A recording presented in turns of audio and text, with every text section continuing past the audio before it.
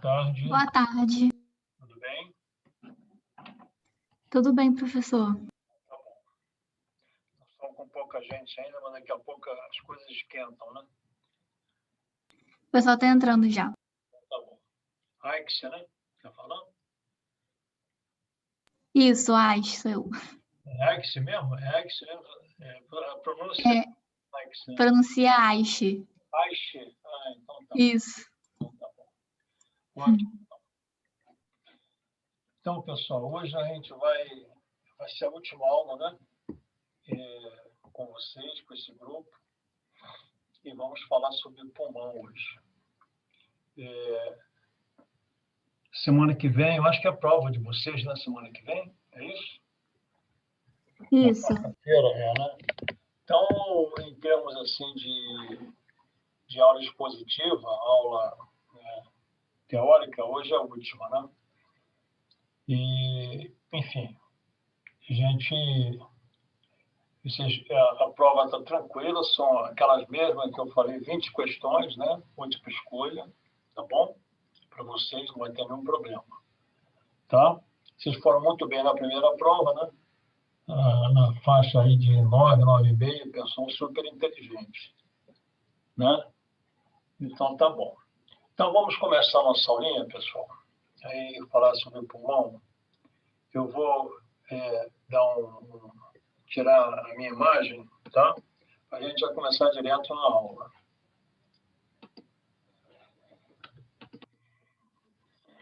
Muito bem.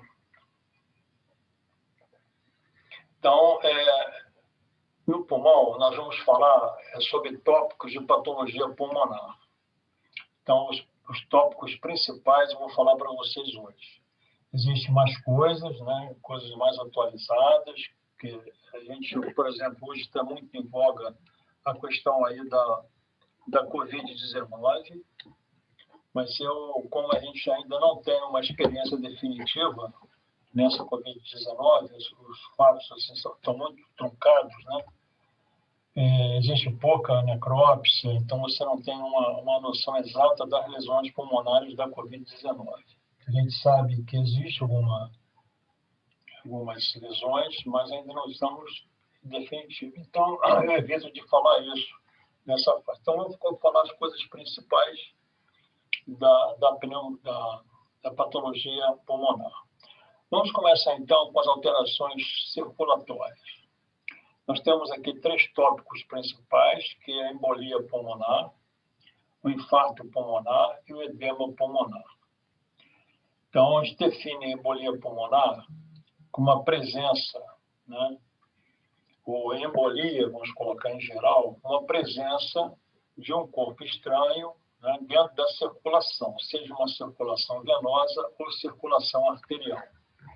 No nosso caso aqui, a embolia pulmonar, ela se deve mais, são trombos quase sempre, ou êmbolos, que vão pela circulação venosa, entram pelo coração direito, passam para as artérias pulmonares e vão, então, fazer obstrução em territórios das artérias pulmonares.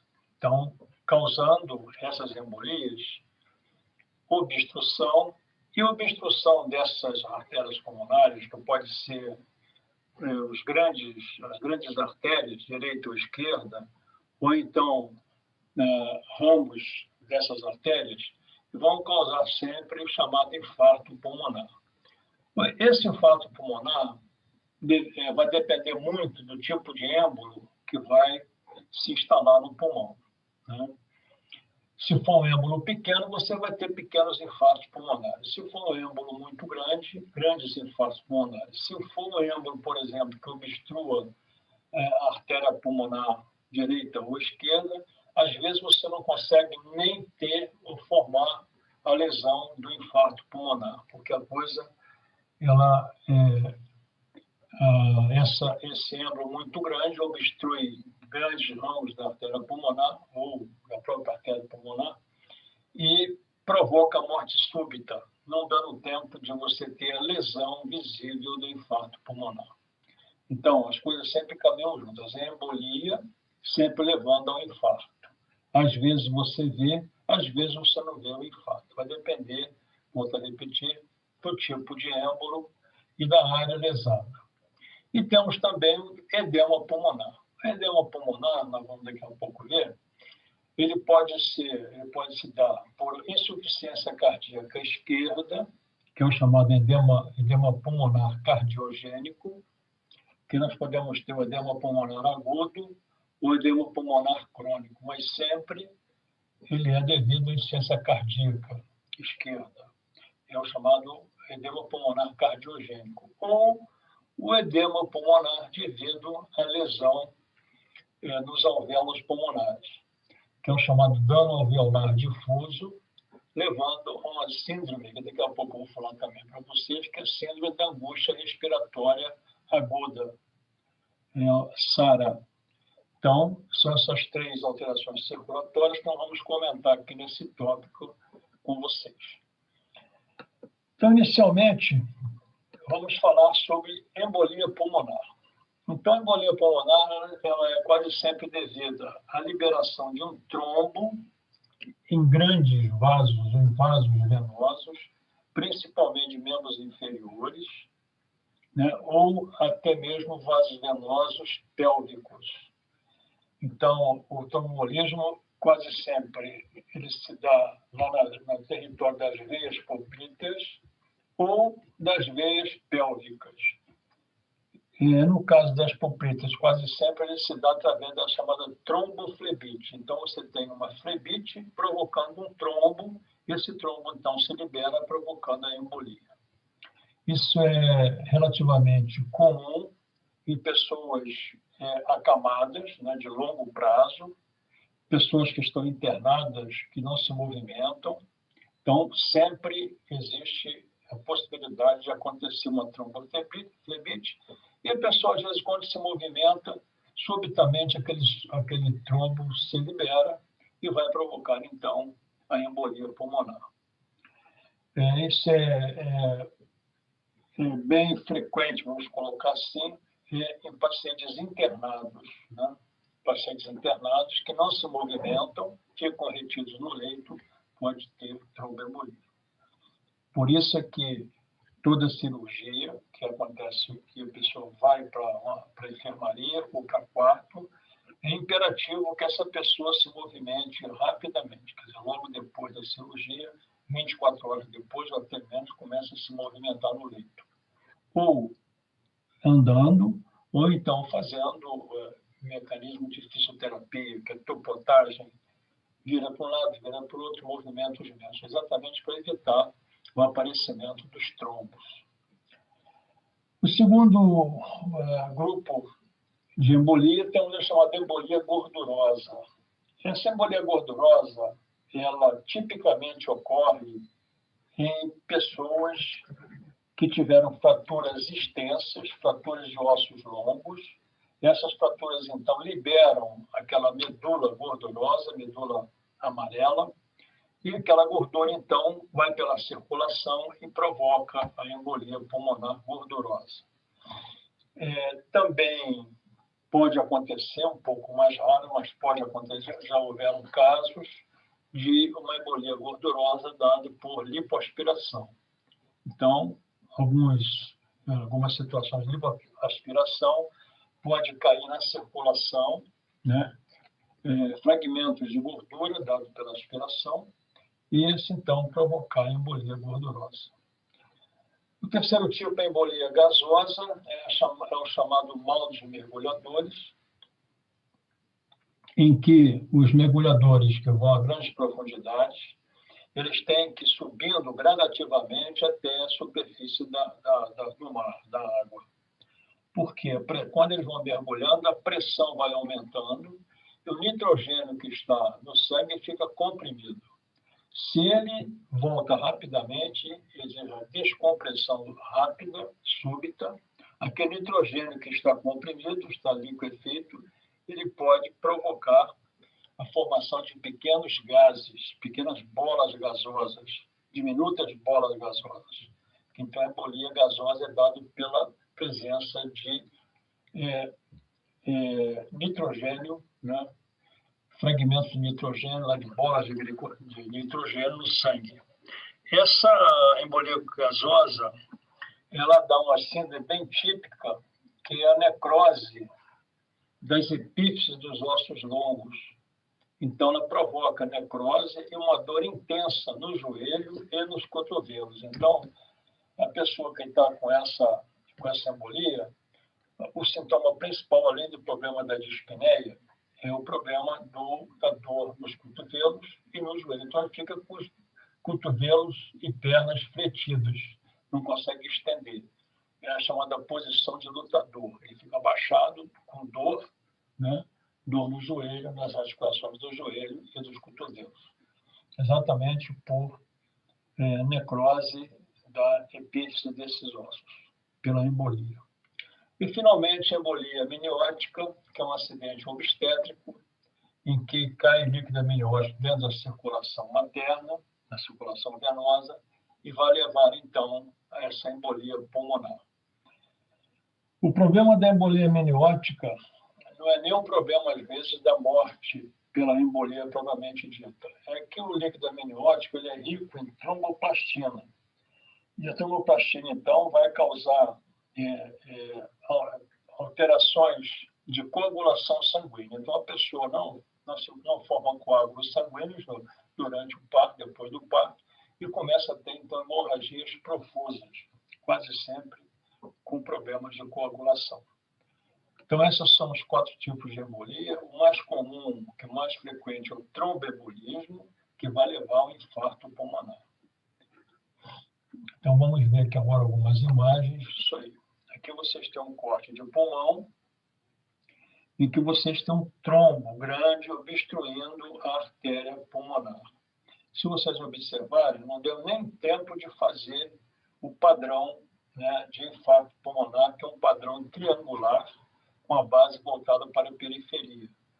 Praticamente todo o pulmão está congesto. Existe uma congestão, existe uma hemorragia com necrose, dado por essa obstrução. Então, isso aqui é o paciente com morte súbita. Um outro exemplo de morte súbita é esse êmbolo aqui, ó. É o chamado êmbolo em cela de Montar, que ele pega 2 ramos da artéria pulmonar, ele cavalga os 2 ramos, daí chamado êmbolo em cela de Montar. Um grande tronco se soltou, né, de uma grande veia, e veio, então, obstruir o pulmão, levando a uma morte súbita. Não deu nem tempo de fazer a lesão de infarto. Agora, quando os trombos são menores, forma isso aqui, ó, forma um infarto pulmonar, que é uma necrose isquêmica com o ápice voltado para dentro do pulmão, onde obstruiu o vaso, e a base voltado para a pleura, formando um triângulo. Então, o infarto pulmonar, quando ele se estabelece, depois que ele se organiza, se não levar à morte de imediato, ele sempre faz esse tipo de lesão triangular, com a base voltada para a pleura. É interessante também o seguinte, a gente comentar que essa necrose pulmonar, essa necrose isquêmica, ou esse infarto, é chamado de infarto vermelho. Por quê? Porque o pulmão é órgão de dupla circulação. São as artérias pulmonares e as artérias brônquicas. Então, às vezes, você faz um infarto da artéria pulmonar e as artérias brônquicas conseguem suprir parte dessa área infartada. Então, ela sempre fica avermelhada. Aqui, por exemplo, já fixado um infarto pulmonar do tipo infarto vermelho, também chamado hemorrágico, porque ele tem muita hemorragia no interior desse infarto.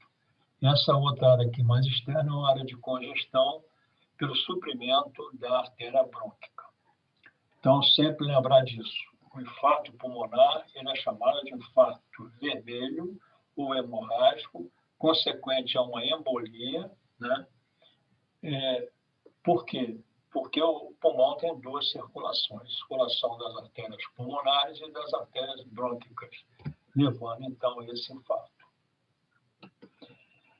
Aqui um corte de uma artéria pulmonar. Vocês têm aqui o pulmão, os alvéolos pulmonares, e aqui, então, você tem um trombo dentro da artéria pulmonar, obstruindo essa artéria pulmonar. Então, esse trombo se soltou lá da veia de um determinado lugar, à distância, e veio, então, obstruir a artéria pulmonar, levando ao infarto. Aqui um outro exemplo, vocês têm aqui a parede da artéria pulmonar, aqui os alvéolos pulmonares, e aqui você tem o trombo dentro, né? O êmbolo, ela dizendo, dentro da artéria pulmonar, que na verdade o êmbolo é devido a um trombo. Se for um êmbolo pequeno, que pegou lá uma artéria pulmonar pequena, então ele obstrui, provoca a necrose, mas o trombo, ele costuma, que a gente chama de recanalização. Ele se organiza, ele obstrui, né, aquele êmbolo, depois ele começa a recanalizar, formar pertuitos vasculares dentro do próprio trombo. Aqui é outro exemplo também. Aqui. Bom, aqui é uma embolia gordurosa. Vocês veem vacúolos de gordura aqui dentro dos capilares alveolares. Na verdade, quando você examina, né, o pulmão, que vê esses vacúolos, essas áreas claras dentro do vaso, você não sabe, na verdade, se isso aqui é gordura ou se é ar. Claro que você vai ter a história de fratura ou de lipoaspiração. Para você provar que isso é gordura, você teria que fazer uma coloração especial para a gordura, que você colhe a gordura e prova, então, que é gordura. Mas se você fizer o tratamento desse pulmão com processamento de rotina, você vai usar o xilol. O xilol, então, vai dissolver a gordura e vai aparecer só alguns espaços claros que antes estavam ocupados pela gordura. Ok? Então, a embolia gordurosa a gente vê dessa maneira, como também a gasosa. Aqui é a embolia amniótica. Aqui são alvéolos pulmonares completamente congestos, já entrando em necrose. E aqui dentro do vaso, dentro de um ramo da artéria pulmonar, vocês têm o quê?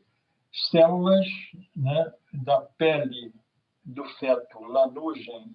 Então, só você consegue provar numa necrópsia se houve embolia amniótica, se vocês conseguirem identificar essas células do tegumento cutâneo fetal. Aí você prova que realmente é uma embolia amniótica. E caso contrário, não.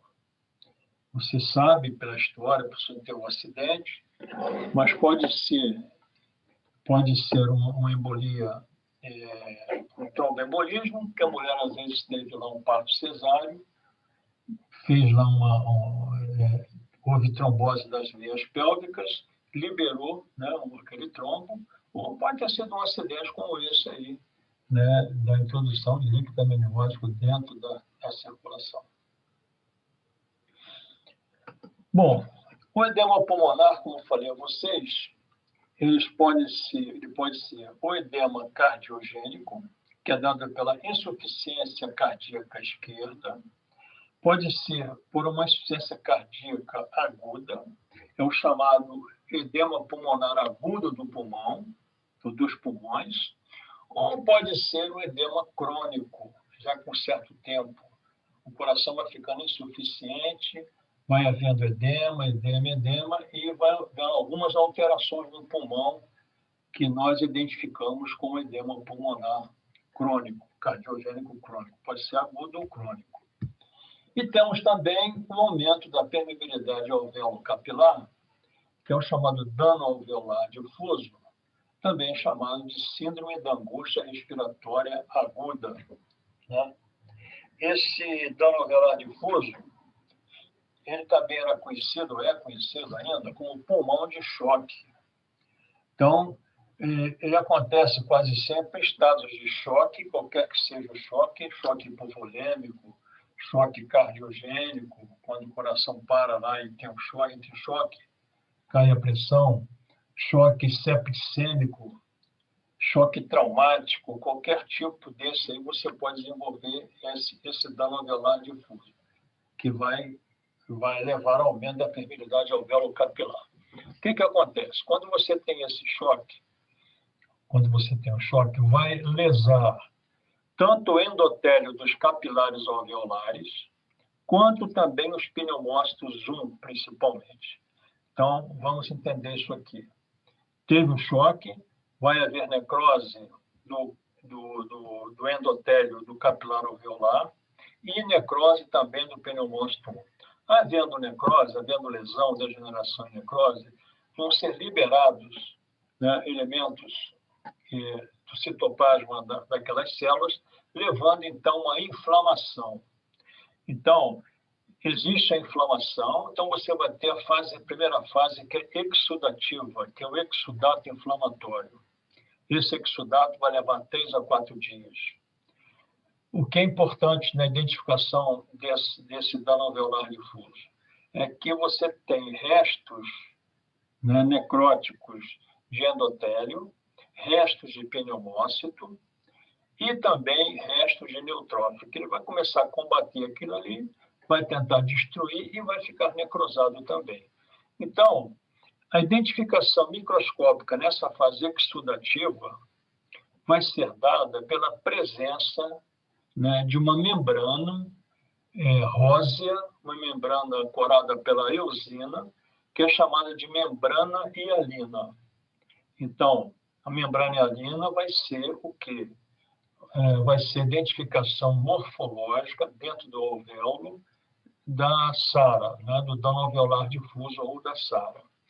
Nessa primeira fase é exudativa. Se você não corrigir o choque, essa exudativa pode passar para uma fase proliferativa, e que você vai ter, além da proliferação dos próprios neutrófilos, você pode ter uma proliferação também de pneumócito 2, tentando regenerar o pneumócito 1, e você também vai ter proliferação de macrófagos residentes alveolares. Então, você vai ter uma proliferação celular, vai ser a segunda fase. E a terceira fase, se você não conseguir corrigir aquele choque, o paciente continuar em choque, vai levar à terceira fase, que é a fase fibrótica.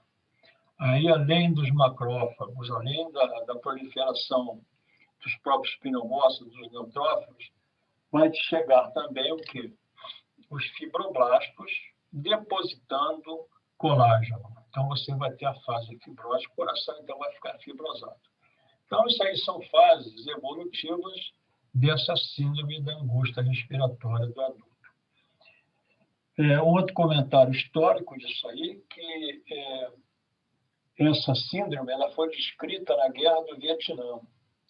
Porque o americano, ele normalmente, depois do Vietnã mesmo, mas principalmente no Vietnã, todo soldado americano que morria, lá, aqueles blasts, naquelas bombas, fazendo aqueles choques, lá, choque hipovolêmico, etc., o americano pegava os soldados, colocava em navios e trazia para os Estados Unidos. Chegava nos Estados Unidos, navio frigorífico. Nos Estados Unidos, então, eles faziam necrópsia daqueles soldados todos que morreram no Vietnã. E aí começaram a verificar que havia, então, essas lesões, né? E foi chamado na época de pulmão de choque. Ok? Pulmão de choque por isso, mas pelo choque hipovolêmico dos soldados lá do americano no Vietnã. Muito bem. Então, vou mostrar algumas imagens. Isso aqui é a imagem do edema agudo de pulmão, insuficiência cardíaca esquerda, do ventrículo esquerdo, a bomba começa a falhar, retém sangue nos alvéolos, mais mecânico, e essa retenção de sangue vai fazer com que o plasma saia de dentro do capilar alveolar para dentro da luz alveolar. Então, você vai ficar com aquele líquido chamado líquido de edema. É mais aumento da pressão hidrostática dentro do capilar alveolar. Então, você vai ter líquido de edema. Se você corrigir, isso aqui desaparece, né? Se você não corrigir, aquilo for sincronificando, vai aparecer isso aqui, olha. Além daquele edema, você vai ter os macrófagos residentes dentro dos alvéolos, fagocitando hemácias. Quer dizer, hemácias, depois de um certo tempo, além do próprio líquido, que vai extravasando, as hemácias também vão extravasando, vão caindo dentro do alvéolo. E caindo aqui, as hemácias vão necrosar, vão se fragmentar, vão liberar ferro, é chamada hemosiderina, e a hemosiderina, então, vai ser fagocitada pelos macrófagos. Então, esses macrófagos contendo hemosiderina, com essa cor marrom, né? São vários macrófagos aqui, nós chamamos isso aqui de células da insuficiência cardíaca crônica. Então, toda vez que tiver macrófago intraalveolar contendo hemosiderina, são chamados esses macrófagos de células da insuficiência cardíaca. Alguns chamam apenas de célula cardíaca. Isso, vocês vão falar, célula cardíaca no pulmão? Às vezes a pessoa pergunta, o que é uma célula cardíaca no pulmão? Na verdade, não existe célula cardíaca no pulmão. É a célula da insuficiência cardíaca, que são os macrófagos que estão cheios de hemosiderina. Ok? Aqui já é o pulmão, né, da SARA, da síndrome da angústia respiratória aguda, em que vocês têm esse revestimento aqui, olha, do alvéolo, que é a membrana hialina. Então, ele vai revestindo o alvéolo. Isso aqui é uma mistura de neutrófilos, de pneumócitos necrosados, de células endoteliais necrosadas. Isso aqui vai obliterando e vai impedindo, então, a troca aérea, né, entre o alvéolo e o capilar alveolar. Aqui tem outra membrana hialina também na parte de baixo. Está vendo? Existe uma outra membrana hialina, que na verdade, é uma membrana hialina de fetos prematuros extremos. O que acontece? O pneumócito 2, ele é responsável pela produção de surfactante. E o pneumócito 2 também é responsável pela regeneração do pneumócito 1. Muito bem. Então, no feto extremo, prematuro extremo, você só tem praticamente o pneumócito 1, já que os alvéolos eles estão colabados, eles estão atelectasiados. Quando o ressonado prematuro começa, ele distende o pulmão, começa a entrar ar, o pneumócito 2 ainda não está completamente desenvolvido. Então, você tem deficiência de surfactante nos prematuros extremos. E aí, essa deficiência de surfactante vai levar quase sempre a quê? A atelectasia, vai levar a uma reação inflamatória e o aparecimento, então, dessa membrana hialina. Então, membrana hialina da SARA, necrose, né, com reação inflamatória aguda, misturada. Membrana hialina da síndrome da membrana hialina do recém-nascido prematuro é a presença dessa membrana hialina, que é bem semelhante a essa, mas ela é dada pela ausência de surfactante, por imaturidade do pneumócito 2. Ele não está completamente maduro. Ok? Alguma dúvida, pessoal, quanto a isso aí? Tá tranquilo. Tranquilo. Então, tá bom. Qualquer coisa vocês podem perguntar, tá bom? Não tem problema. Vamos ao nosso próximo tópico, que são as chamadas doenças pulmonares obstrutivas crônicas. Então, doenças pulmonares obstrutivas crônicas, o nome está dizendo, existe uma obstrução ao fluxo aéreo, né, dentro da árvore brônquica e bronquiolar. Então, essas DPO6 são divididas em enfisema, bronquite crônica, asma brônquica e bronquiectasia. Muito bem. Vamos por partes aqui. O enfisema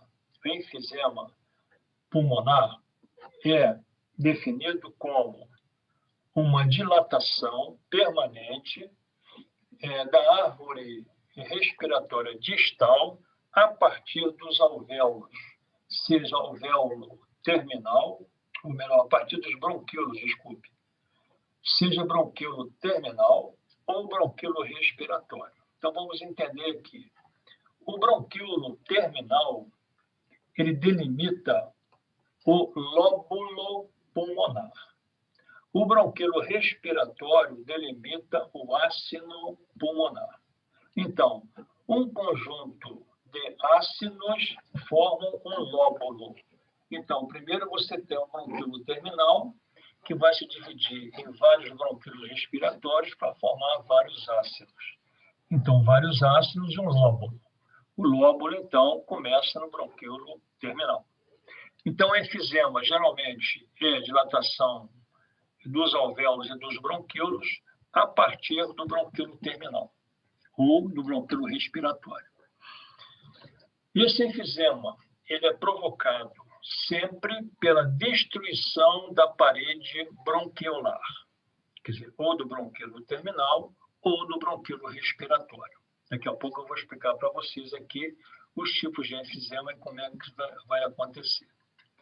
A bronquite crônica é diferente. A bronquite crônica, muita gente confunde bronquite crônica com bronquite asmática. Não é diferente. A bronquite crônica é uma inflamação crônica do pulmão, dos brônquios, causadas pelo cigarro, causadas pelo tabagismo. E essa bronquite crônica quase sempre acontece uma reação inflamatória nos brônquios. E essa reação inflamatória vai provocar uma secreção excessiva de muco e levar o paciente a uma tosse crônica produtiva, com muito catarro, muito muco. Outra coisa, a anatomia patológica, nós não conseguimos fazer o diagnóstico da bronquite crônica a não ser por necrópsia. Na verdade, o diagnóstico de bronquite crônica é um diagnóstico clínico. Então, como é que é o diagnóstico clínico da bronquite crônica? É uma tosse com expectoração, né, às vezes copiosa, durante 3 meses, num período mínimo de 2 anos. Então, só se faz o diagnóstico de bronquite crônica, clinicamente, após 2 anos. Então, são 3 meses tossindo, pode passar um período sem tosse, depois voltar a tossir 3 meses, mas tem que ter um período de 2 anos. Muito bem. Então, é aquele paciente que tem uma tosse, geralmente no período da manhã, o fumante inveterado, ele levanta e começa a tossir, começa, então, a ter aquele escarro copioso. Tosse, aquilo vai tossindo e vai escarrando com aquela tosse. Então, essa é a bronquite crônica, sempre com cigarro associado. A asma brônquica, vocês já viram lá na imunologia, que é uma doença de hipersensibilidade. Quase sempre você tem que ter é chamada asma alérgica ou a hipersensibilidade do tipo 1, em que você tem a liberação de histamina, né, através de antígeno-anticorpo e complemento, com liberação de histamina pelos mastócitos. E a histamina, então, ela leva a 2 coisas. Primeira coisa, aumenta a secreção mucosa brônquica, muito muco dentro do brônquio. E segundo, contração das fibras musculares lisas.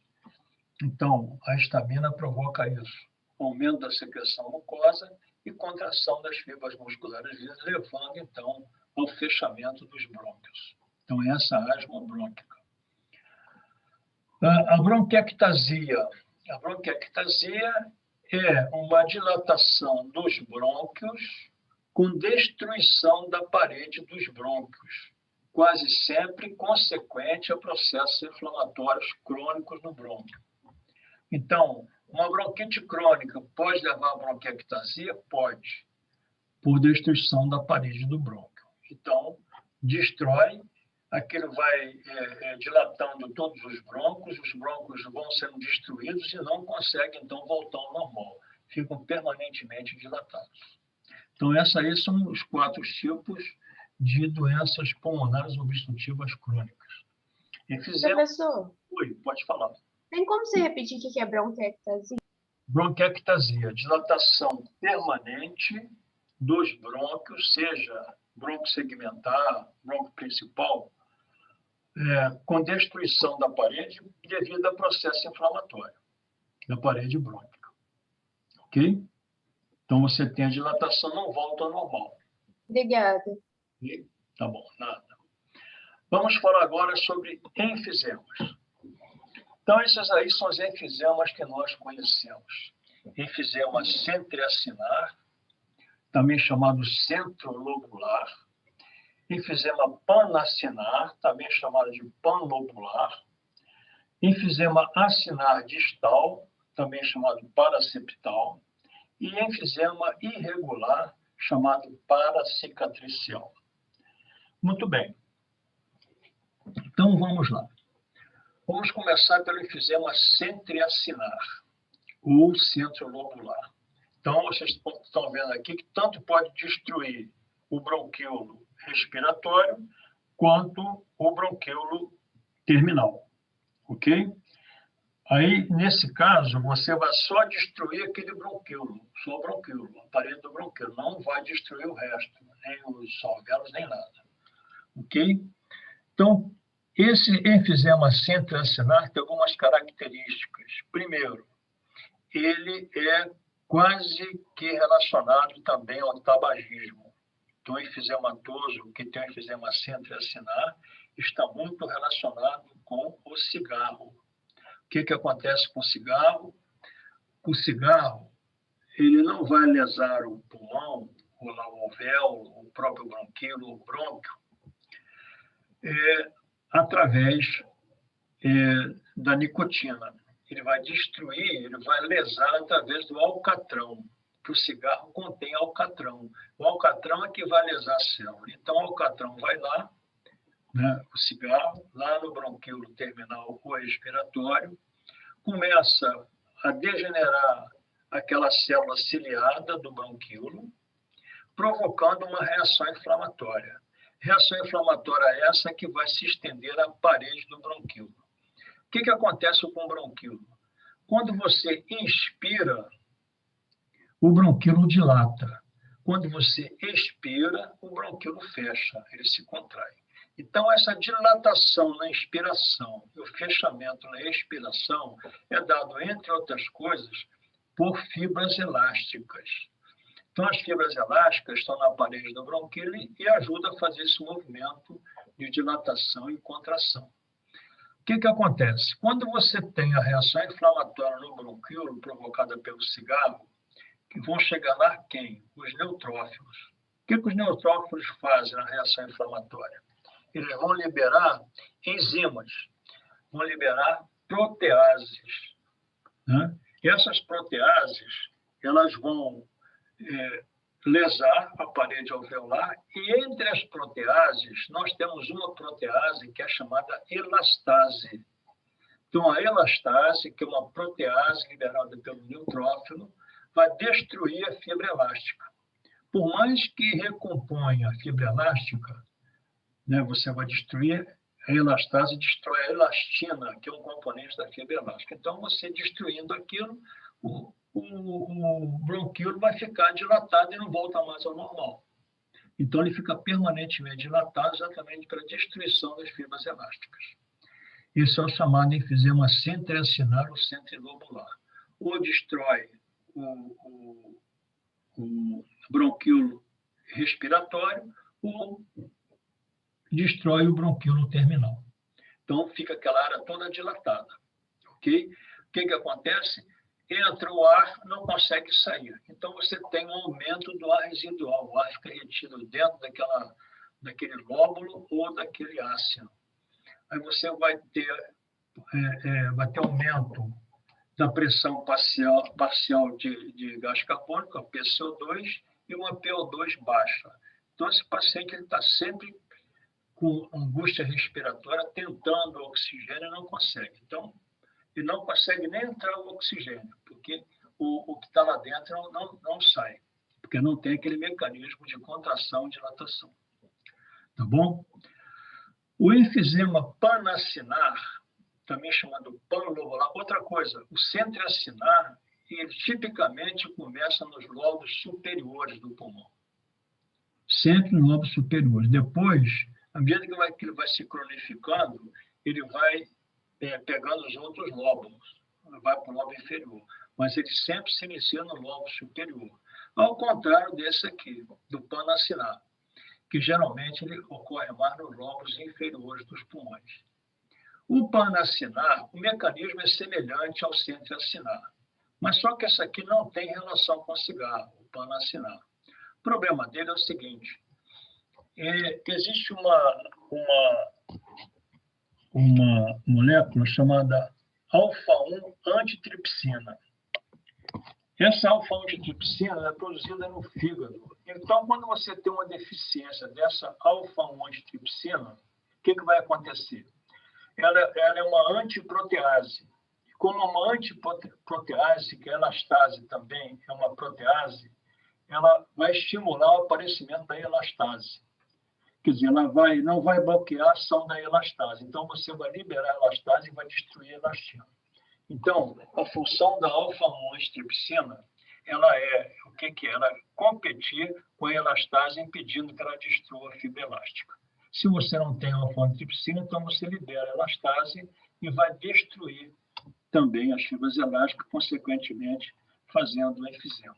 O enfisema panacinar ou panlobular é porque pega todos os ácidos ou todos ou vários lobos ao mesmo tempo. Tá? Volto a repetir. Esse aqui é cigarro primeiro, esse aqui é deficiência de alfa-1 antitripsina. O mecanismo enzimático é bem semelhante, de evitar que a elastase haja. Esse aqui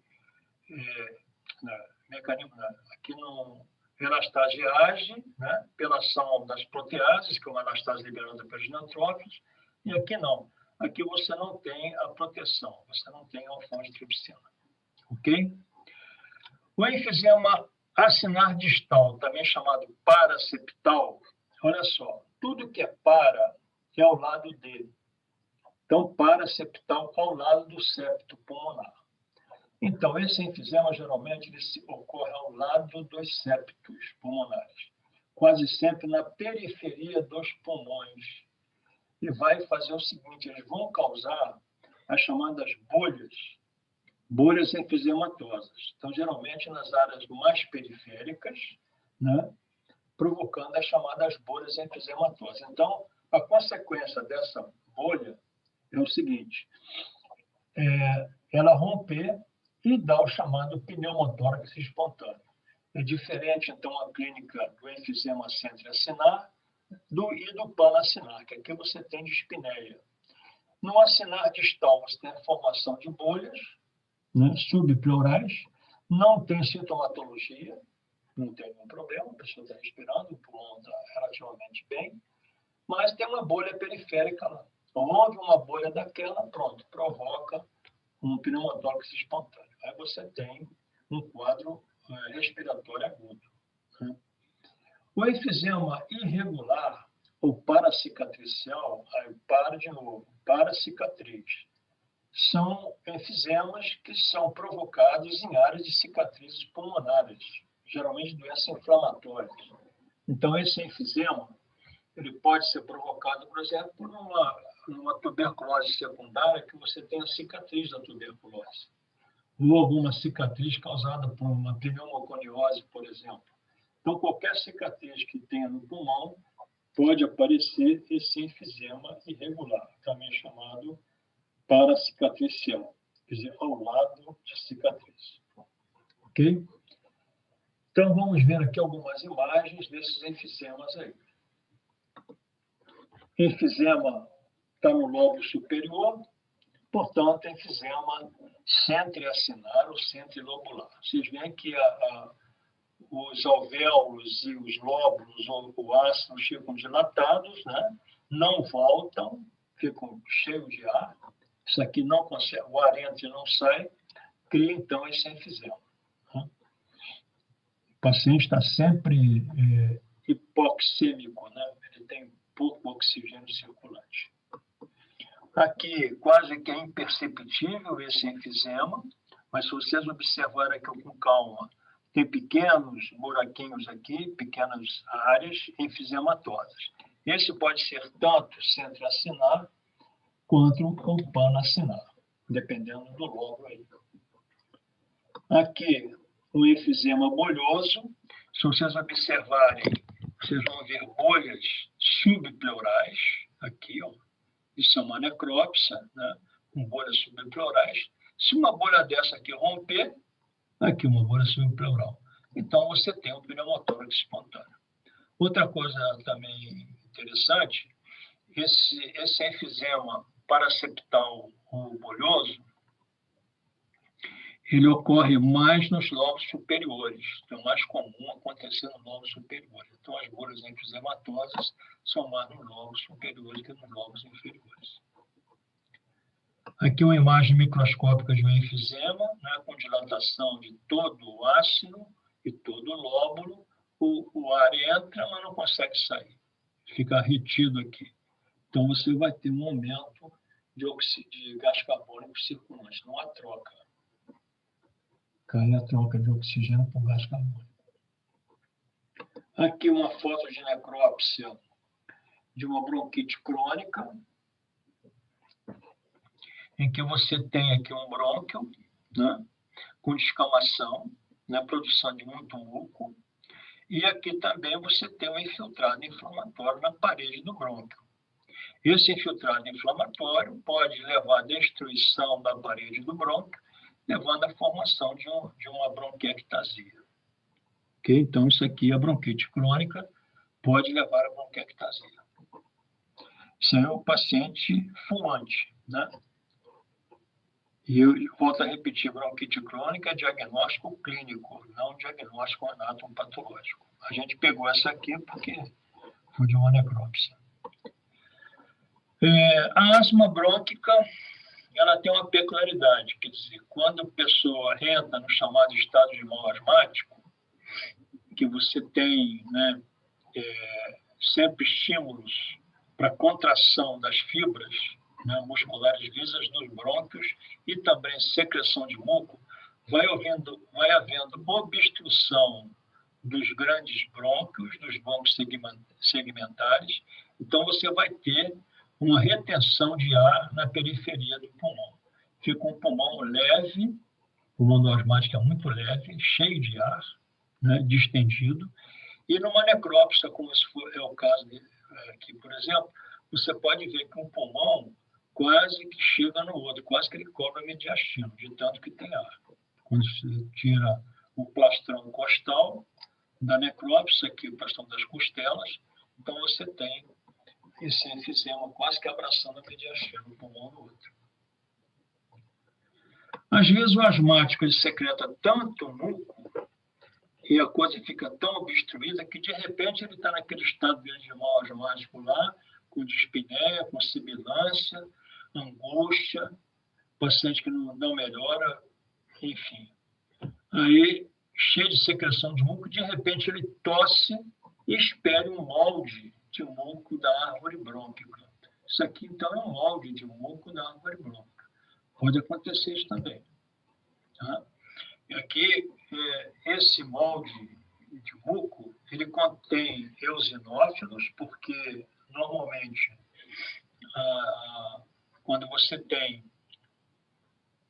essa lesão de asma, que é chamada hipersensibilidade do tipo 1, você também tem a ocorrência de eosinofilia, muito eosinófilo na região, na parede do brônquio. Então, esse eosinófilo ele pode cair dentro da luz e provocar os chamados espirais de Kurtzmann. São espirais que você, de eosinófilos, que você pode ver isso no laboratório quando o paciente escarra. Aqui é um pulmão já de bronquiectasia. Vocês veem que o pulmão está relativamente preservado aqui em cima, mas aqui embaixo, olha, começa a haver dilatação de quê? Dos brônquios. Então, os brônquios vão ficar dilatados, permanentemente dilatados. E aqui, então, vai havendo secreção, vai havendo reação inflamatória, já da bronquite crônica, pode haver uma superinfecção bacteriana, e aquilo se transformar até num abscesso pulmonar. Aqui uma outra imagem de um bronquiectásico, da bronquiectasia, Como é que a gente vê a bronquiectasia aqui? Você vê o seguinte, num corte de pulmão, você não vê presença de brônquios na periferia junto com os brônquios, geralmente, você vê na região central. Na periferia, não. Então, vocês têm aqui, olha, brônquios dilatados, caracterizando, então, a bronquiectasia. Então, isso aqui está dilatado com destruição da parede, podendo ou não ter superinfecção bacteriana. Olha aqui. Novamente, aqui a bronquiectasia, já com destruição do brônquio, e a reação inflamatória da parede. Então, esse é o estado de bronquiectase. O bronquiectase, quando tem uma superinfecção bacteriana, ele tem um hálito podre daquelas bactérias, daquele pus. Então, é bem típico também do bronquiectase, estágio avançado, ter superinfecção bacteriana naquele bronco dilatado, provocando, então, aquele hálito podre daquele paciente. Ok, pessoal? Então, isso aí nós falamos de DPO6. Alguma dúvida com relação ao DPO6? Não, tá tranquilo. Tá tranquilo. Tá tudo tranquilo. Então, tá bom. Então, vamos caminhando. O nosso próximo tópico aí são as chamadas pneumonias. Pneumonia significa, literalmente, inflamação dos pulmões. Essas pneumonias, elas podem ter várias etiologias. Pode ser viral, pode ser bacteriana, pode ser fúngica. As pneumonias também elas são classificadas, as bacterianas principalmente, em pneumonias da comunidade, que o indivíduo adquire aquela pneumonia na comunidade, no meio que ele vive, e as chamadas pneumonias hospitalares, que adquirem no ambiente hospitalar. Essas pneumonias hospitalares são as piores, porque geralmente são germes resistentes. Então, quando a pessoa adquire pneumonia hospitalar, em ambiente hospitalar, são bactérias mais resistentes ao tratamento, né? Então, quase sempre são mais graves, independente do tipo de pneumonia, quase sempre bacteriana. Mas as pneumonias também, além do problema da própria etiologia, seja bacteriana, seja viral, seja fúngica, ela também é dividida quanto ao seu aspecto morfológico anatômico, onde vai ocorrer no pulmão. Então, elas são divididas em broncopneumonias, pneumonia lobar e pneumonia intersticial. Então, a broncopneumonia é a pneumonia que vai ocorrer lá na árvore pulmonar distal. Então, a partir dos bronquíolos terminais ou respiratórios. Então, é uma pneumonia que ocorre ou nos lóbulos ou nos ácinos pulmonares. Quase sempre essa pneumonia, a broncopneumonia, ela é bacteriana, é mais comum ser bacteriana, podendo também ser fúngica. A pneumonia lobar, o nome está dizendo, ela ocorre envolvendo só um lobo pulmonar, preservando os outros lóbulos ou outro lobo dentro do pulmão. Então, a lobar só envolve um lobo. E, tipicamente, essa pneumonia lobar, ela ocorre, é consequente, tem como etiologia duas bactérias. O chamado pneumococo, que é o Streptococcus pneumoniae, ou a chamada Klebsiella pneumonia. Então, são duas bactérias que provocam a pneumonia lobar, ou o pneumococo ou a Klebsiella pneumonia. E um terceiro tipo é a chamada pneumonia intersticial. Essa intersticial ela vai ocorrer no interstício do pulmão, sem envolver a luz dos alvéolos ou a luz dos bronquíolos ou dos brônquios. Então, essa intersticial ela vai ocorrer lá no interstício pulmonar. Essa intersticial, ela quase sempre ela é viral. principalmente esses vírus da pneumonia da influenza. Então, a pneumonia intersticial viral, o vírus da influenza, causa lesão no interstício pulmonar. É diferente. Essa intersticial, ela pode evoluir para uma broncopneumonia, caso haja o quê? Uma superinfecção bacteriana. Se não houver, ela vai evoluir com uma pneumonia intersticial. É a pneumonia da gripe, pneumonia da influenza. Então, você tem um vírus provocando reação inflamatória no interstício. Bom, então vamos começar aqui com as broncopneumonias. Eu falei com você que broncopneumonia é uma pneumonia que ocorre lá na periferia do pulmão, a partir do bronquíolo terminal respiratório. Então vamos ver aqui. Aqui você tem um corte de pulmão, a fresco, não está fixado, e todas essas áreas claras, brancas aqui, esbranquiçadas, são áreas de pneumonia, de broncopneumonia. Então, a broncopneumonia, ela é focal, ela ocorre em nódulos, como se fossem nódulos, focos nodulares envolvendo o pulmão.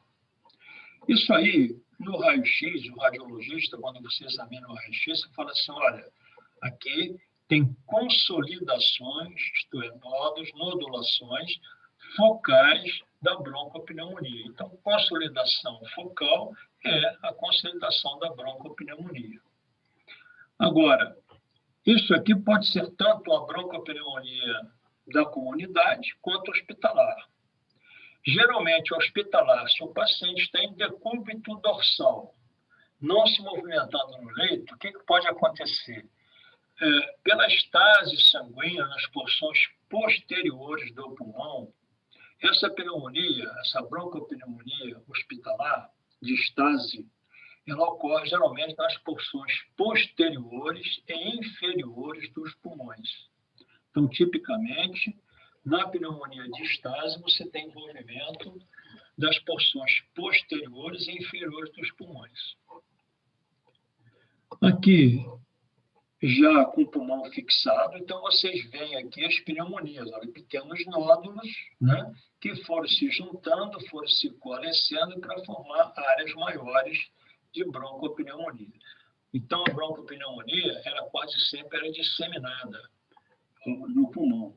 Pode ser localizada, no caso, se for uma pneumonia de estágio, ou pode ser disseminada no pulmão inteiro.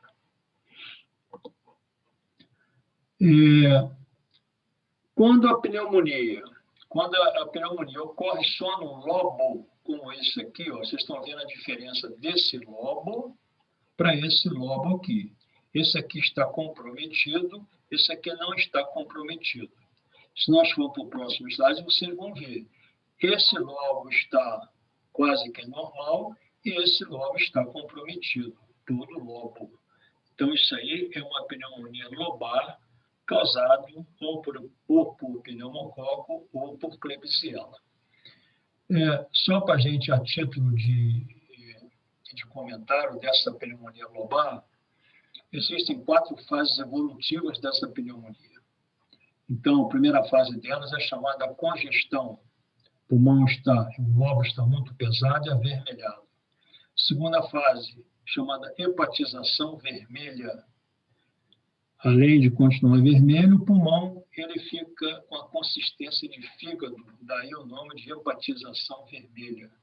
A terceira fase, hepatização cinzenta, que é essa fase aqui que nós estamos vendo, que fica meio acinzentado o pulmão, mas com consistência de fígado ainda. E a quarta fase, desaparece completamente essas lesões pulmonares. Essa é uma característica da pneumonia lobar. Às vezes o paciente está com pneumonia lobar, está aparentemente muito grave, né? Está no estado toxêmico, quase que para morrer. De repente, ele passa por essa fase aqui e restaura o pulmão todo. E ele volta à normalidade, às vezes até sem tratamento. Quando ele morre, quando não existe antibiótico terapia, geralmente morre ou na fase de hepatização vermelha ou na fase de hepatização cinzenta, que é essa fase aqui. Outra coisa que cabe a gente comentar é o seguinte: qualquer que seja a pneumonia, seja ela broncopneumonia, seja pneumonia lobar, ela sempre desenvolve um processo inflamatório da pleura. Então, sempre uma pleurite, uma inflamação da pleura, acompanha uma pneumonia bacteriana, quase sempre, seja lobar ou seja broncopneumonia. Opa, estou pulando muito aí. Essa pneumonia, ela pode, aqui vocês veem várias consolidações pneumônicas, ela pode formar também o chamado abscesso pulmonar. Então, pode haver várias áreas de confluência, formando, então, uma grande área de necrose liquefativa, formando um abscesso pulmonar. Então, o abscesso pulmonar também é uma complicação das pneumonias, principalmente da broncopneumonia. Aqui uma imagem microscópica de uma pneumonia lobar. Se vocês observarem, toda essa parte esquerda dessa imagem está inflamada. Os alvéolos estão cheios de neutrófilos aqui. E toda a parte direita está quase que normal. Então, isso aqui é um lobo e aqui é outro lobo. Então, pneumonia lobar. Aqui, broncopneumonia, em que vocês veem, por exemplo, isso aqui possivelmente é um ácido, né, que você tem vários alvéolos aqui, e possivelmente um bronquíolo respiratório por aqui. O ácido totalmente inflamado e já se disseminando para outro ácido, então ele vai disseminando e vai formando áreas maiores, consolidações nodulares maiores. É importante também a gente lembrar que, além da disseminação pela via canalicular, que é a via bronquiolar, sai de um bronquíolo respiratório para o outro, você também tem comunicação entre um alvéolo e outro, através dos chamados poros de Kohn. Existem poros de Kohn entre os pneumócitos 1. Então, nada impede que uma bactéria ou uma reação inflamatória passe pelos poros de Kohn, e vai envolvendo outros alvéolos, outros ácidos. E assim, então, a pneumonia vai se disseminando. Aqui outro exemplo de pneumonia, grande quantidade de neutrófilos abarrotando o alvéolo, né, com congestão aqui dos cabelos alveolares. Algumas pneumonias que são mais graves, ela além, né, de envolver extensas áreas pulmonares, elas também destroem, às vezes, o alvéolo pulmonar, né, destrói o capilar alveolar, provocando hemorragia. Essa pneumonia com hemorragia é bem típica da pneumonia estafilocócica. Então, Staphylococcus aureus, que é uma bactéria muito patogênica, ela provoca, além de toda essa destruição do pulmão, ela provoca também hemorragia. Aqui, uma imagem de uma consolidação pneumônica no ácido pulmonar, né, destruindo aqui os alvéolos. Aqui, os neutrófilos, a reação inflamatória. E aqui, mais escuro, colônias bacterianas. Então, essas colônias ficam aqui, vão se reproduzindo e vão, então, se disseminando pelo pulmão inteiro. Aqui, uma pneumonia causada por fungo. Aqui, uma pneumonia causada pela Cândida albicans, que é a monilha. Geralmente, esses pacientes, quando têm uma pneumonia por Cândida, são pacientes imunodeprimidos. A imunossupressão causa o aparecimento de fungos, já em vários locais, também no pulmão. Aqui uma imagem de um abscesso pulmonar. A pneumonia ela se disseminou, formou vários nódulos pneumônicos, eles se juntaram, houve a destruição, houve a necrose liquefativa e a formação do abscesso pulmonar. Lembrando só a vocês que abscesso é uma coleção purulenta de um órgão sólido e empiema seria aqui na pleura. Então, empiema é uma coleção purulenta na cavidade pleural. O abscesso é no órgão parenquimatoso, pulmão, fígado, baço, rim, onde tiver o órgão parenquimatoso, você forma um abscesso, não forma empiema. Ok? Vamos agora dar uma recordada rápida na chamada tuberculose pulmonar.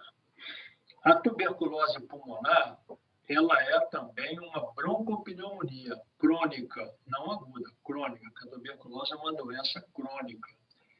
Ela sempre começa quando a pessoa não teve contato ainda com o bacilo, na chamada tuberculose primária, formando o chamado complexo primário de Gom. Esse complexo primário é chamado campo de inoculação, ou nódulo de Gom. Ele é um nódulo periférico subpleural. Depois você tem uma inflamação do linfático, do vaso linfático, a linfangite, e uma inflamação do linfonodo, a chamada linfadenite. Então, o complexo primário é isso aqui, campo de inoculação, linfangite e linfadenite. Se o paciente se curar aparentemente dessa tuberculose primária, mas ainda ficar com bacilos viáveis, ou se naquele ambiente que ele vive contrair novamente o bacilo, ele vai formar a chamada tuberculose secundária. A tuberculose secundária já é típica dos pacientes sensibilizados previamente pelo bacilo da tuberculose. Essa tuberculose secundária é dividida pulmonar em tuberculose secundária progressiva ou tuberculose miliar no pulmão. A tuberculose secundária vai ocorrer em pacientes previamente sensibilizados, que já tiveram contato com o bacilo, e vai surgir com um nódulo lá no ápice do lobo superior, um nódulo com menos de 2 centímetros de diâmetro, distando 1 a 2 centímetros da pleura. Então, ele tipicamente se inicia no ápice do lobo superior dos pulmões. Essa tuberculose secundária pode ser devida à reativação do nódulo, que sente aquele nódulo de Gom, nódulo de inoculação, ou através de uma reinfecção. A forma que aparece essa tuberculose secundária são nódulos circunscritos com graus variáveis de necrose caseosa central, granulomas e fibrose periférica. Então, isso aqui é a tuberculose secundária pulmonar desse padrão morfológico. Pode se dividir em tuberculose pulmonar progressiva ou doença pulmonar miliar. A progressiva, ela vai se disseminando através de via canalicular dos pulmões. Vai rompendo, vai destruindo brônquios e vasos, formando cavidades irregulares, provocando hemoptise. Essas cavidades vão ser preenchidas por necrose caseosa e depois que essa necrose caseosa, então, ela é expulsa, ela é expelida, formam-se, então, que as cavernas tuberculosas. Lembrando sempre que a cavidade pleural é envolvida, toda pneumonia, a pleura é envolvida. A tuberculose, por ser também uma pneumonia, não é diferente. Então, ela pode ter derrames pleurais, empiema tuberculoso ou pleurite fibrosa obliterante. Sempre pode levar, ou sempre leva o acometimento da pleura. Tanto é que quando você tem um paciente internado, um derrame pleural, e que você não sabe exatamente a etiologia daquele derrame pleural, não tem uma tuberculose ativa, não tem uma neoplasia que você possa correlacionar, sempre pensar em tuberculose. Aí você punciona a pleura, retira aquele líquido pleural e manda pesquisar bacilo álcool ácido resistente, que é o bacilo de Koch. Então, sempre lembrando a vocês isso. Paciente com derrame pleural obscuro, com emagrecimento, com febrícula, sempre pensar em tuberculose. E também tem a doença pulmonar miliar, que são aqueles pequenos milhetes, pequenos nódulos, né, disseminados pelo pulmão. essa tuberculose pulmonar biliar, quando essa dissemina para outros órgãos, quase sempre é fatal. A disseminação miliar é por via sanguínea. Aqui, o pulmão com a tuberculose primária, né? O nódulo de inoculação, chamado nódulo de Gom, e a linfadenite tuberculosa aqui. Entre eles tem uma linfangite que não aparece por ser microscópica. Então, esse aqui é o complexo primário de Gom. A tuberculose secundária, sempre começando nos ápices pulmonares, pode ser de reinfecção ou de reativação. Então, você tem aquela pneumonite, uma broncopneumonia tuberculosa, e essa broncopneumonia, então, vai erodindo, vai destruindo a parede do brônquio e os vasos, levando a hemoptise e a presença de necrose caseosa, que depois vai ser expelida e formar as cavernas tuberculosas. Então, essa tuberculose pode se disseminar através, né, dos brônquios para outros locais do pulmão, ou pode o paciente expelir aquilo e se tornar contaminante. Uma outra coisa importante, o paciente tuberculoso, ele só é contaminante na tuberculose secundária. Na tuberculose primária, ele não é contaminante.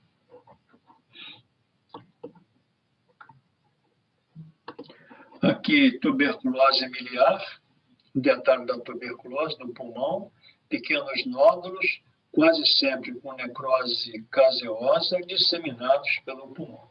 Então, isso aqui é tuberculose miliar. Aqui é tuberculose secundária, essa imagem é clássica, né? Que você tem aqui a cavidade, a lesão cavitária, que isso aqui já teve necrose caseosa aqui dentro, que já foi eliminada através dos brônquios, por tosse. E aqui você tem a pleura espessada, chamada fibrose pleural, também conhecida como paquipleurice. Volto a repetir, pneumonia, qualquer que seja, sempre tem um componente pleurítico, sempre um componente da pleura. Só um momentinho, pessoal. Estão batendo aqui na porta, eu vou atender. Oi? Oi, o que é? Tá bom. Então, vocês têm sempre esse componente pleural aqui, tá bom? Formando a cavidade. E aqui nós vemos também a antracose de um linfonodo hilar. Essa imagem também é clássica. Deixa eu colocar aqui essa imagem do raio-x, em que vocês veem aqui a caverna tuberculosa, no ápice do pulmão direito, nesse caso aqui, podendo ser também no pulmão esquerdo, isso não impede. E aqui a microscopia da tuberculose, que é o granuloma da tuberculose, em que vocês têm a célula gigante de Langhans multinucleada, vocês se lembram disso lá da prática, que nós comentamos sobre isso. Aqui as células epitelioides, em torno dessa célula gigante, e mais externamente aqui, presença de linfócitos, ou coroa linfocitária. Aqui uma outra imagem da tuberculose, em que vocês têm aqui a necrose caseosa e aqui a presença de células epitelioides. Nós não vemos aqui uma célula gigante multinucleada de Langhans. Só lembrando a vocês também, já comentei sobre isso também, quanto mais necrotizante uma tuberculose, o paciente tem menos resistência. Portanto, é uma tuberculose que é mais destrutiva sob esse ponto de vista. Quanto mais células epitelioides, o paciente tem melhor resistência. Embora ambas destruam, né? Mas esse aqui tem mais resistência do que esse outro aqui. Pessoal, isso aqui é uma pneumonia intersticial. Vocês veem que tem linfócitos, quase sempre os vírus, a forma em que você examina uma microscopia, uma virose, quase sempre infiltrado é linfocitário, inicialmente. Então, vocês têm aqui uma pneumonia do interstício pulmonar, a luz está preservada, né? Então, quase sempre você tem a lesão do interstício pulmonar, dos septos pulmonares.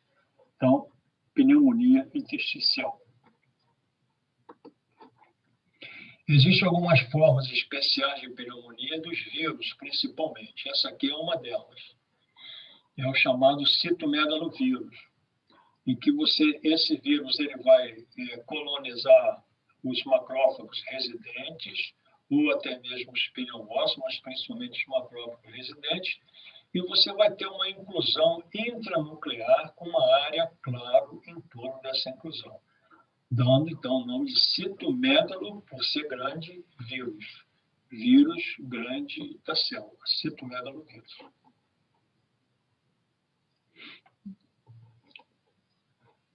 Uma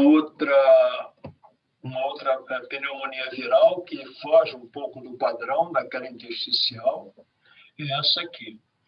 É a chamada pneumonia do vírus sincicial. O que esse vírus faz? Ele chega lá, ou no pneumócito, ou no macrófago residente, e ele induz o macrófago a ficar com vários núcleos, formando um sincício. Então, é chamado vírus sincicial, que ele induz a célula a formar sincício. Aqui você tem inclusão viral. Esse vírus já não é intranuclear, mas sim citoplasmático. Ele está no citoplasma da célula. Então, é a pneumonia viral intersticial do vírus sincicial. Ok? Pneumonia sincicial. Alguma dúvida quanto às pneumonias, pessoal? Não. Tá tranquilo. Não, tá tranquilo. Estou falando muito rápido ou não?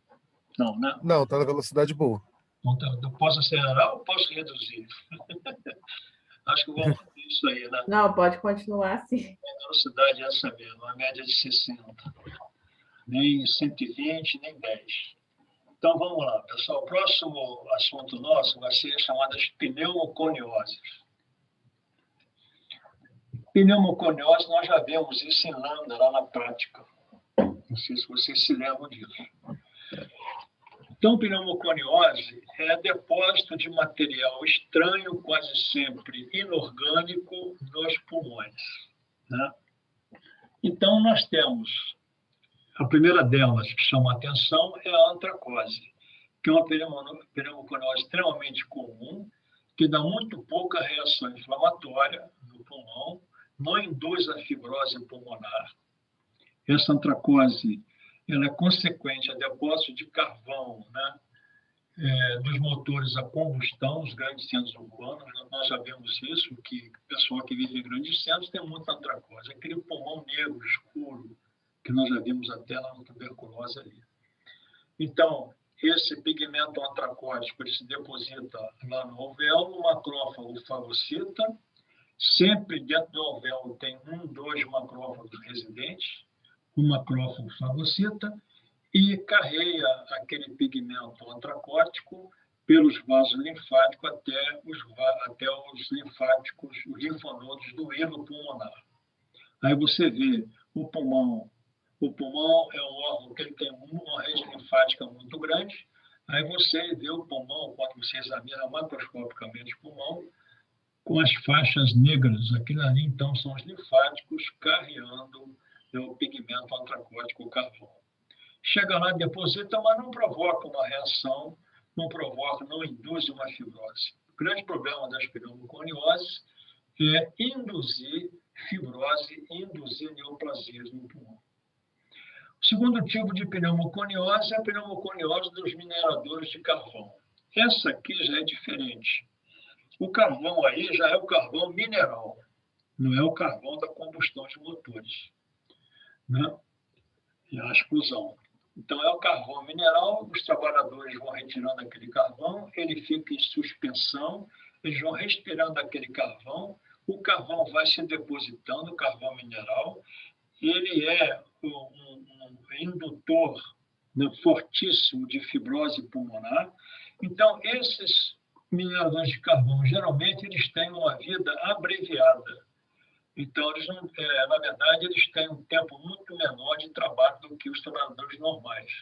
Exatamente por isso, porque eles têm uma propensão a fazer fibrose pulmonar. Então, geralmente, eles trabalham em minas, né? Às vezes profundas, e no Brasil, o estado que tem mais minas de carvão é o estado de Santa Catarina, ainda tem muito minerador de carvão. Então, tem muito paciente desse jeito. Então, na verdade, é uma doença ocupacional, quer dizer, é de trabalho mesmo, né? A silicose é outro tipo, né, de pneumoconiose. Ela é causada pelo dióxido de silício cristalino. Isso aqui é o seguinte, esse dióxido de silício cristalino, ele ocorre muito em locais arenosos, em areia. Então, o pessoal que trabalha com areia, com jateamento de areia, pessoal que trabalha com demolição de prédios, pessoal que trabalha em construção, tem propensão a desenvolver silicose, porque o dióxido de silício ele é componente da areia. Então, a pessoa pegando aquilo, aspirando, ele acaba contendo silicose. Também é uma doença que induz muito a fibrose pulmonar. Essa silicose, ela também tem uma característica, ela provoca, geralmente, lesão, fibrose, na árvore pulmonar distal, a partir do bronquíolo. Mas só fica nisso também, fibrose e também com deficiência, né? Com insuficiência respiratória por fibrose pulmonar. E a asbestose, que também é provocada por derivado do silício, que são silicatos, são sais de silício, silicatos hidratados cristalinos. Então, a asbestose, que são chamados asbestos, ou corpos de asbestos, eles são muito utilizados em indústrias de proteção, quase sempre de temperatura. Então, o asbestose já foi muito usado. Hoje estão abandonando o uso de asbesto na indústria. E o asbesto tem um problema. Ele, além de se depositar muito junto à pleura, dá uma fibrose pulmonar periférica, induz também o aparecimento de câncer pulmonar. Tanto o carcinoma pulmonar, quanto um tumor que ocorre na pleura. Tipicamente na pleura, que é o mesotelioma pleural. Então, dessas 4 aqui, a que está relacionada com o câncer é a asbestose. Essas 2 aqui, dos mineradores de carvão e a silicose, pessoal que mexe com areia, geralmente é fibrose pulmonar. E a antracose não causa muita patologia restritiva do pulmão. Existem outras pneumoconioses, mas são de menos interesse, ocorrem em menor quantidade. Tem a piscinose, várias delas. Mas só vou comentar as principais aqui, que são essas 4 aqui. Ok? Então, vamos lá. Aqui, uma antracose, partículas de carvão fagocitado pelos macrófagos. Daqui, eles vão embora lá através dos linfáticos até os linfonodos hilários. Então, o pulmão fica quase sempre enegrecido. Aqui, a asbestose, em que você tem o asbesto, que ele é o silicato, o silício, ele é fagocitado pelos macrófagos e provoca uma fibrose pulmonar. São focos fibróticos, né, na periferia, no ácido ou no lóbulo, que depois vão se disseminando pelo pulmão. Aqui, um asbesto tem essa forma, né, uma cor meio marrom, ferruginosa, uma cor meio ferruginosa. Aqui já é a fibrose pleural, subpleural, né? Devido também à asbestose subpleural. Deixa eu ver uma coisinha aqui, peraí. Então, a asbestose, por ela ser subpleural, ela vai provocar o quê? Uma fibrose subpleural, aparecimento de tumores nessa região, principalmente na pleura, que é o mesotelioma pleural. Professor, Pois não? a antracose não causa fibrose, né? Não. Antracose não. Ah, então tá, obrigada. Mas o pulmão fica pretinho às vezes, mas sem fibrose. Às vezes, uma pessoa que vive em grandes centros, né, que tem muita poluição ambiental, ele está com o pulmão bem enegrecido, mas aquilo ali é só depósito de carvão.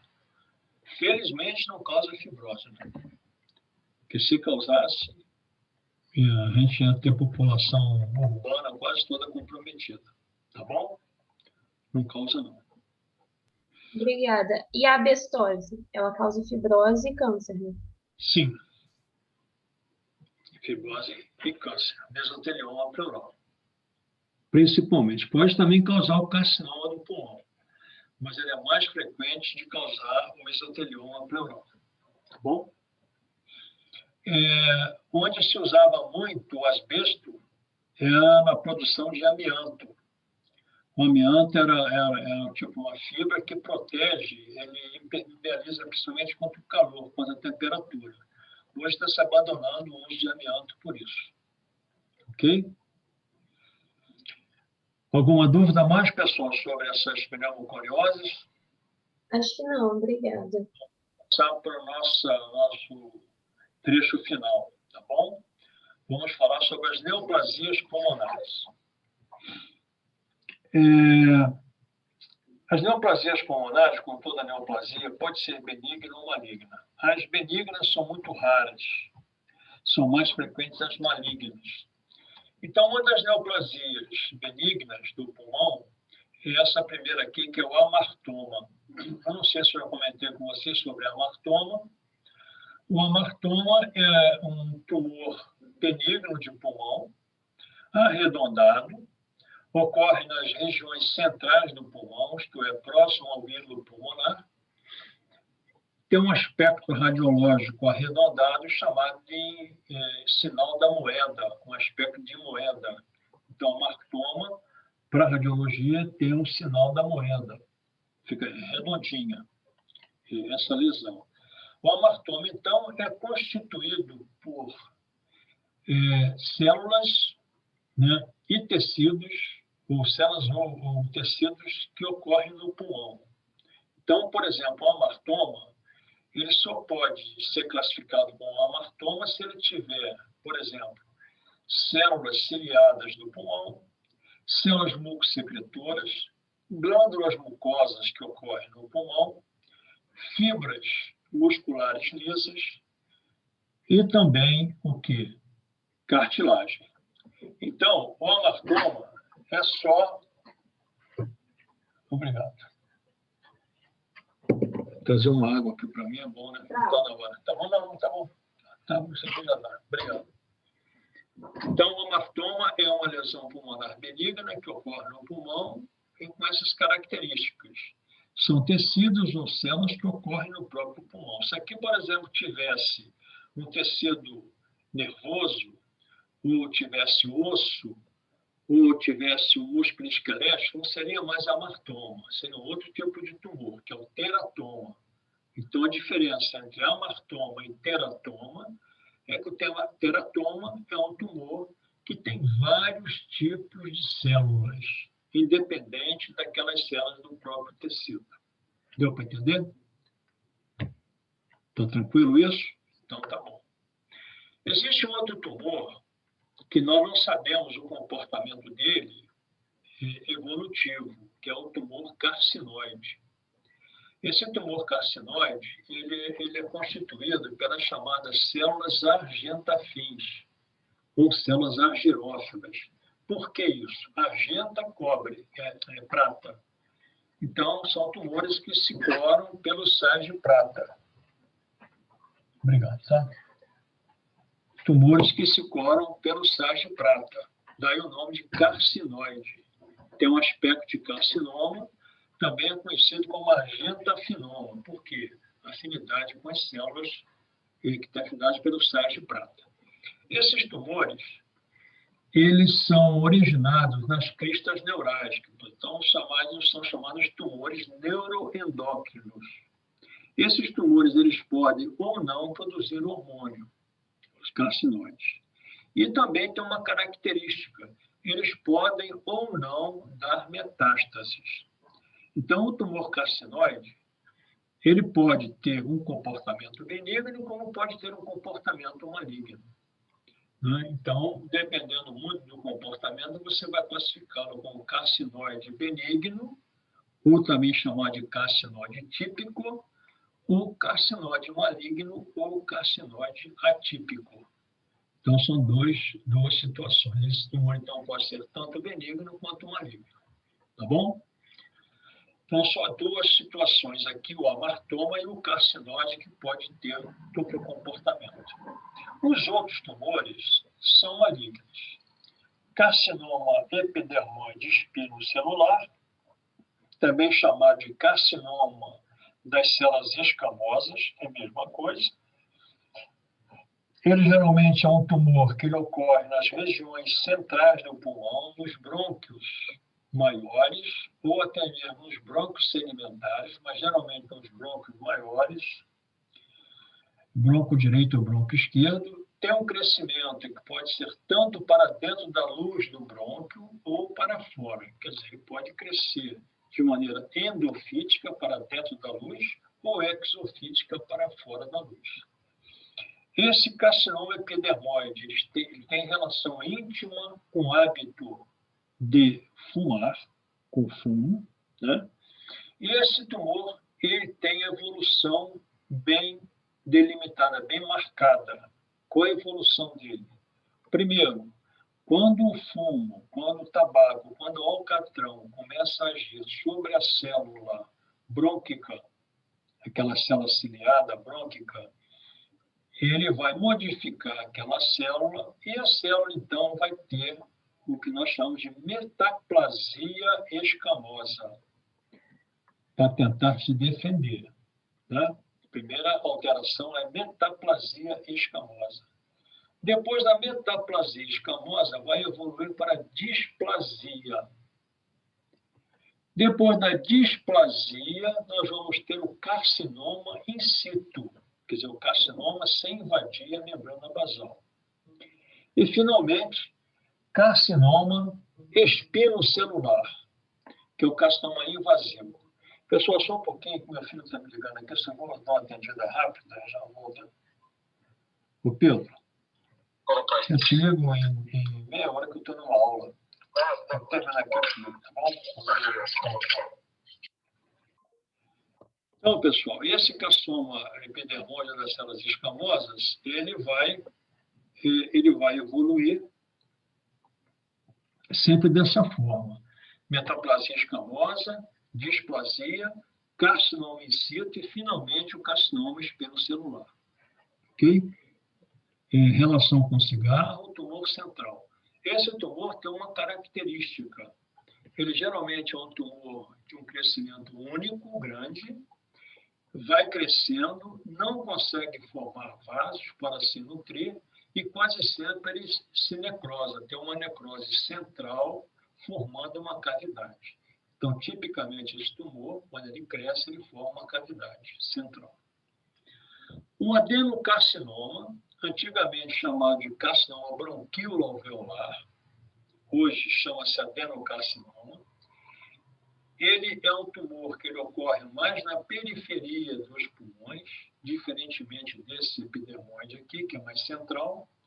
Portanto, ele vai ocorrer lá no nível dos bronquíolos, daí o nome de bronquioalveolar. Ele é um tumor que, às vezes, ele se parece com uma broncopneumonia, que ele vai ocorrer lá nos bronquíolos, né? Forma uma broncopneumonia, e é um tumor típico de pessoas idosas. Tem uma certa relação também com o uso de cigarro. O carcinoma de grandes células é um tumor que você não consegue definir muito bem o aspecto das células, mas são células volumosas, grandes, e você então classifica como grandes células. É um tumor muito agressivo e também costuma produzir hormônio. Esses tumores pulmonares têm essa característica.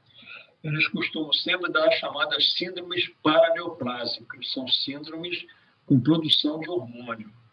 Às vezes estrogênio, às vezes cortisona, o paciente às vezes desenvolve uma síndrome de Cushing pelo excesso de corticosteroide, etc. Então, eles fazem essas síndromes paraneoplásicas. O carcinoma de pequenas células é também um tumor neuroendócrino, à semelhança do carcinoide. Esse de pequenas células é um tumor extremamente agressivo. O paciente com diagnóstico de pequenas células ele tem muito pouco tempo de vida e não tem uma terapia inadequada para esse tumor. Um tumor de crescimento rápido e muito agressivo. É também conhecido como carcinoma de células em grão de aveia, que a célula se parece com grão de aveia. No inglês chama-se Oat cell, carcinoma tipo Oat cell, carcinoma de células pequenas. E, finalmente, o mesotelioma, já comentamos com vocês, quando falamos lá em pneumoconiose, é um tumor que ocorre na pleura, tumor maligno da pleura. Então, vamos lá. Benigno, só exclusivamente desses aqui o amartoma, podendo também ser o carcinóide. Os outros todos são malignos. E o carcinóide pode ser benigno ou maligno. Aqui é um amartoma, em que vocês têm ninhos, focos de epitélio brônquico, focos de tecido conjuntivo e focos de quê? De cartilagem. Então, tudo isso aqui é constituinte do pulmão, portanto, é um amartoma. Isso aqui é um carcinoma epidermoide espinocelular ou das células escamosas. É um tumor que ele cresce mais nos brônquios maiores, podendo também ser nos segmentares, e ele pode crescer para dentro da luz, obstruindo a luz do brônquio, ou também ter esse crescimento infiltrativo. Às vezes obstrui e provoca no pulmão uma telectasia. Um outro carcinoma epidermoide, esse aqui cresceu a partir daqui, se disseminou para cá, nesse lobo, e aqui provocou uma área central de escavação, uma escavação central, tipo uma caverna. Então, esse tumor também tem essa característica de formar essas cavidades. A microscopia de um carcinoma espinocelular são ninhos de carcinoma, em que você tem as células tipicamente parecendo com as células da epiderme. Aqui, ninhos de células malignas, vocês veem os núcleos aumentados, e aqui a produção de queratina. Isso aqui tudo é queratina. Então, produz queratina, são células que parecem células epidérmicas, daí o nome de epidermoide. Alguns tumores produzem muito pouca queratina, são tumores mais agressivos, se bem que tem muita mitose aqui, por exemplo, aqui tem uma, aqui tem duas, três, quatro, por aí vai. Quando não produz muita queratina, são tumores menos diferenciados, então, portanto, mais agressivos. Aqui, um carcinoma, um adenocarcinoma, um tumor periférico do pulmão. Então, ele é bem periférico. Esse aqui está bem isolado, mas às vezes ele tem focos que parecem adenocarcinoma, parece broncopneumonia. Um outro carcinoma, adenocarcinoma, mas nesse lobo aqui, então tem vários focos de adenocarcinoma. Aqui o adenocarcinoma, daí o nome de bronquíolo alveolar, que ele parece que é um revestimento bronquiolar. Ele como se vai atapetando o alvéolo e o bronquíolo. Então ele vai crescendo assim, vai se disseminando. Formam-se então áreas de consolidação que parecem pneumonia. Esse aqui é o carcinoma de pequenas células, também chamado Oat cell, que tem uma característica. Esse tumor ele cresce ao longo da parede do brônquio. Vocês veem aqui uma área de antracose. Até escuro aqui, está vendo? Aqui uma outra área de antracose, aqui outra. Então, esse tumor ele vai crescendo ao longo da parede. Ele não invade a luz do brônquio. Ele vai praticamente fechando a luz do brônquio, mas não invade a luz do brônquio. Aqui a microscopia de um carcinoma de pequenas células, o Oat cell, muito agressivo esse tumor.